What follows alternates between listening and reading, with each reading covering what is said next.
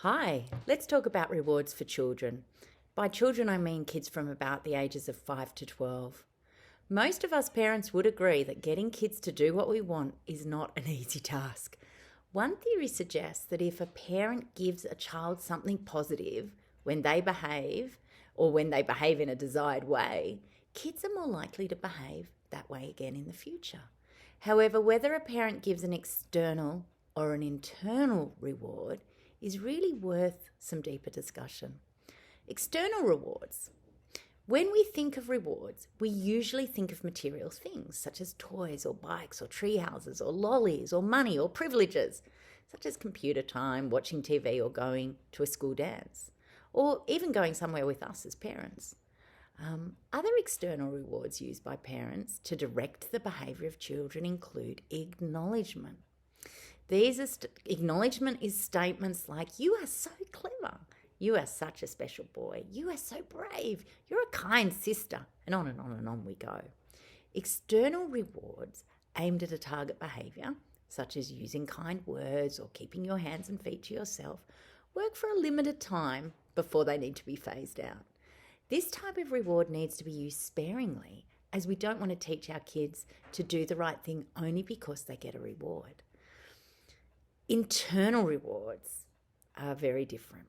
Research shows that motivating children internally, so from a place of morals or values, a conscience, a community spirit, for instance, lead to efficacy, a feeling of "I can do that, wow," confidence, "I know how to do that," accountability, "I made that choice," and independence, "I did it all by myself."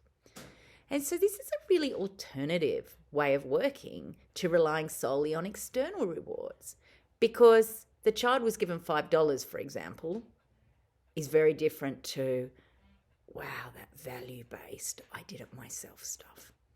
Ultimately, we want to encourage kids to do the right thing because it's the right thing to do, and this makes them feel good internally.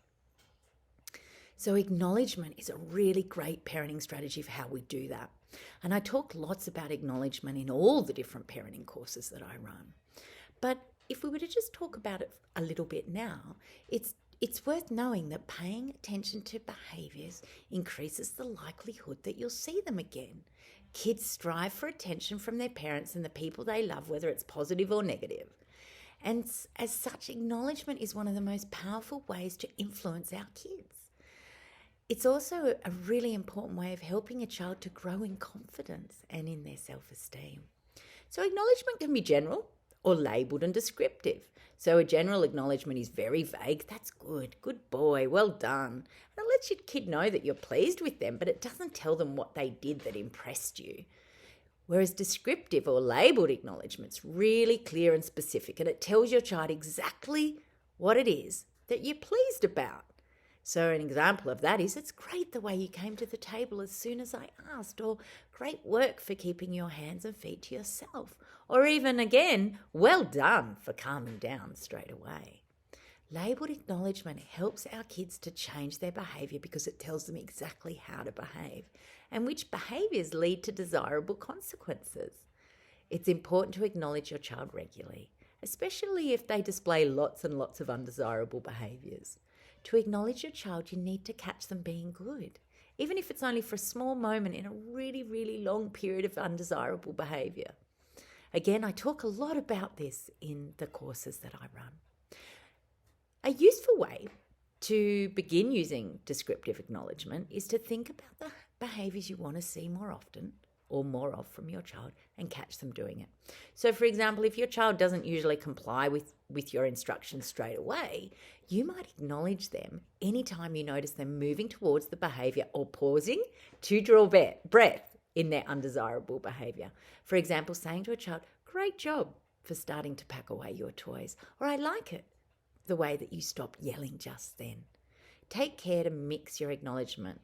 And mix your acknowledgement with words and gestures, so touch, but we also don't want to add an insult. So you don't want to mix acknowledgement with an insult. For instance, "Oh, your hair looks better than it did this morning," or "about time." It's always possible to rephrase acknowledgement so that it focuses on the child's present strength.